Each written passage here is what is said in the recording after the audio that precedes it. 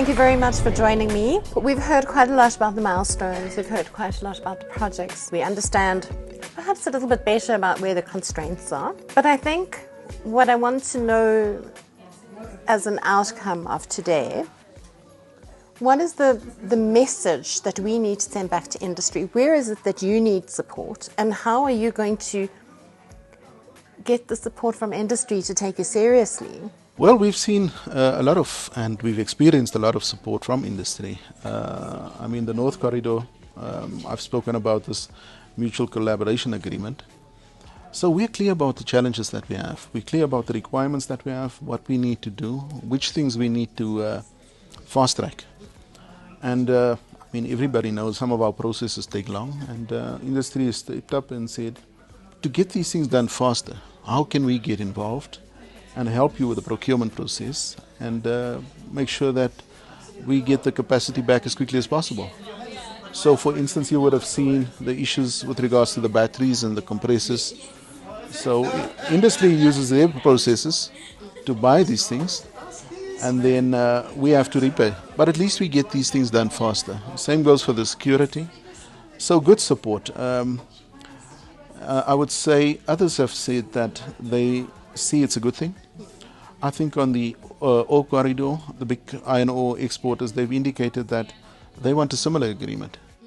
We can see in some of the other industries on the northeast corridor with the chrome magnetite and rock phosphate, also interest to have a similar agreement because they really want to support us. Some of the machines, some of the components that we require have long lead times. They say that how can we help to fast track this? And in various ways, we had the derailment earlier on the North Corridor, and industry came in and said, let's help you get some of the machines on site faster so that we can get the line open as quickly as possible. For me, the North Corridor and the ore exporters, the coal exporters, have really shown the way as to how industry can assist us. I think everybody wants rail to succeed, and really we're making use of that helping hand that's been extended. Obviously, they want to see performance, and we're clear about where we need to go, what are the plans we have to make sure that we get back to where we need to go. So we've been honest, and they've said, let's help, and you can see others are wanting to follow that model. So whilst you're on your road to recovery and turning things around, how are you then supporting or integrating with SARA? And when I say SARA, I'm talking our neighbours, the Southern African Development Community. Because obviously we would like to see more connectivity or seamless connectivity without, having to stop and change and all the rest of it. And so that's one part. And the second part is what's happening with our cross-border projects. Well, we've had engagements with Botswana Rail about how they access South Africa and how we can make sure that we get to that seamless that you refer to. What sort of agreements, what engagements that do we need to have with RSR? And we've certainly started with those steps.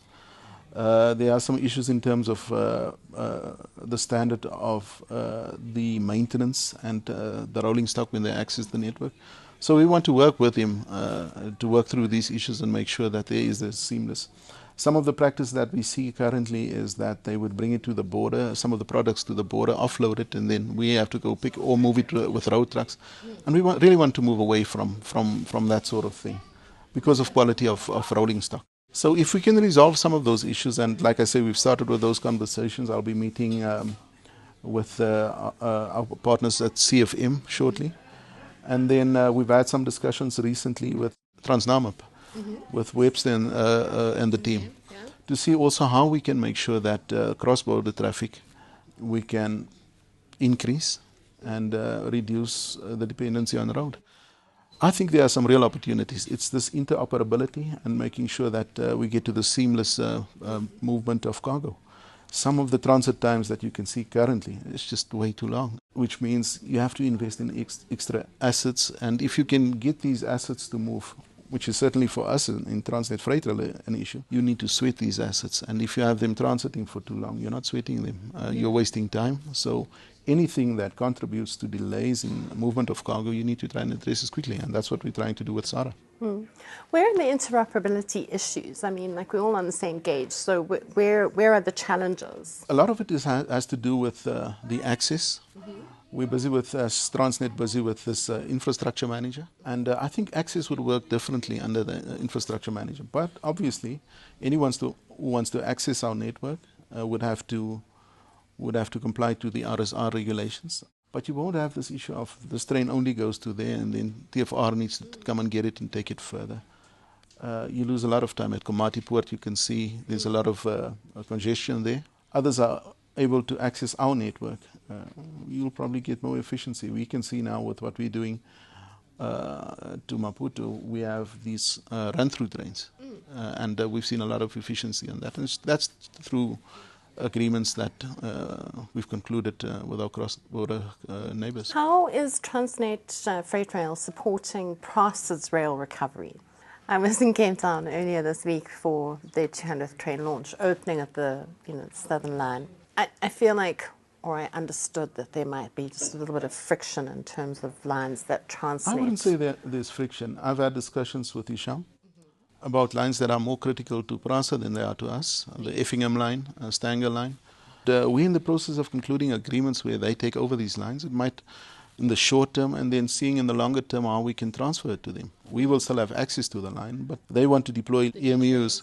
They want to deploy it there, and for us it's not really an electrical line. So from a South African point of view, it just makes sense that they take over the line, but where we require access, we engage them. We've got joint teams working on these things, and it's not only on the KZN side, it's also in the Gauteng area. And I'm open to saying, if it's more of use to them, what would be the purpose for us trying to keep those lines in Transnet? It just doesn't make sense. So we need to look at the bigger picture.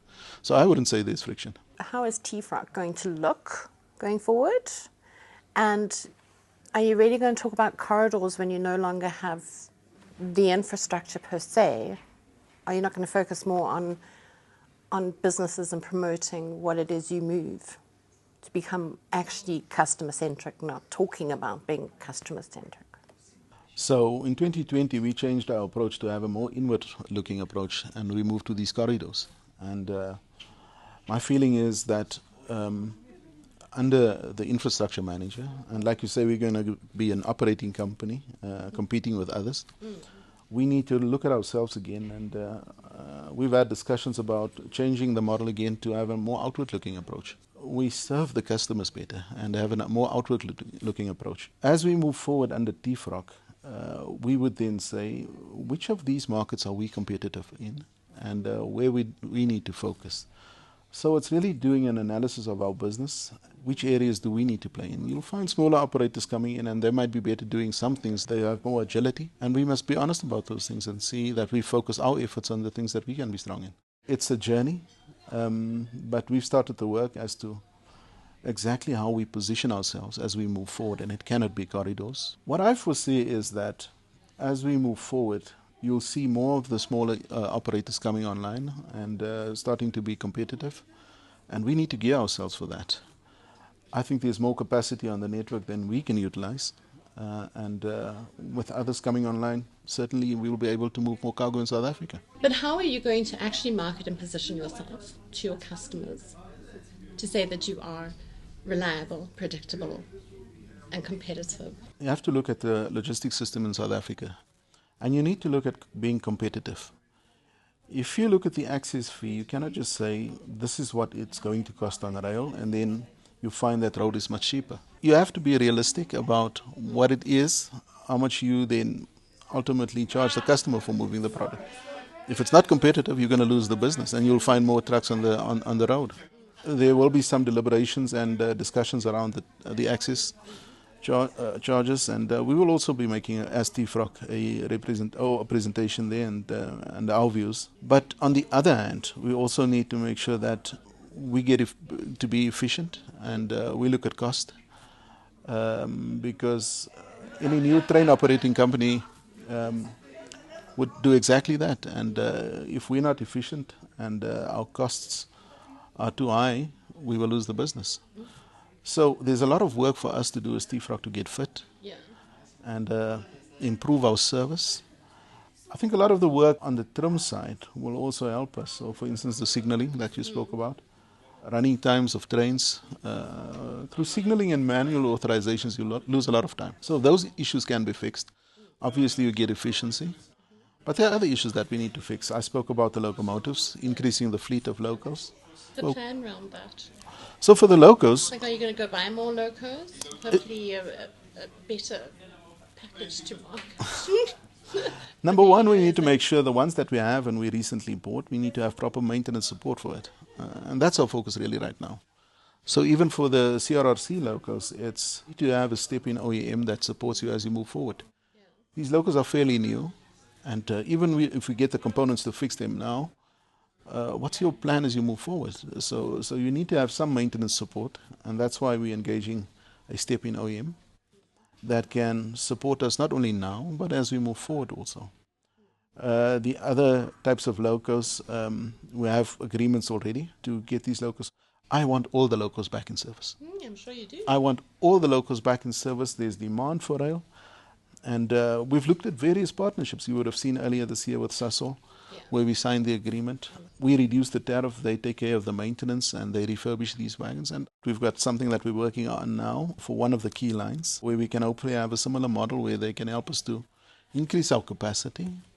We have to have a discussion around the commercials, but ultimately get more of the product that's on road back onto rail. For some of the low density lines, new train operating companies might be more competitive than we are. And we have to be honest about the space that we want to play in. And if others are better, we must acknowledge that and say, where do we operate? And so I think there is capacity on the network.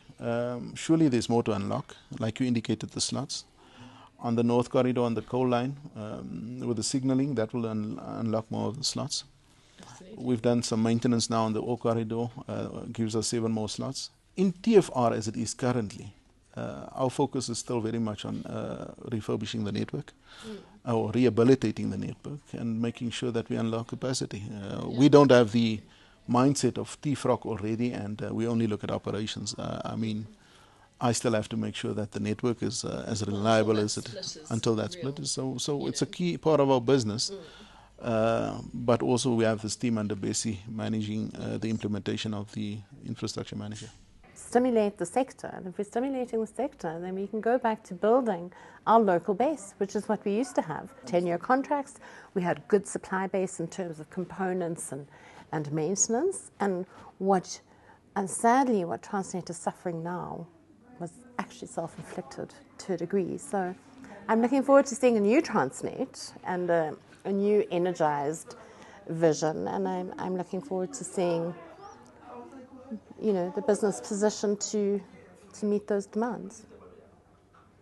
That's what we're pushing for. I must stress, like you say, there's a lot of issues that we need to resolve. It's going to take some time. But I think the things that we're implementing are really the things that will unlock the capacity and get more. So whether it's on the recovery plan from a TFRA point of view, or whether it is then allowing others to also access the network. These are the things that would grow volumes as we move forward. We just need to find the right mechanism as to how we can then get others to get on the network faster.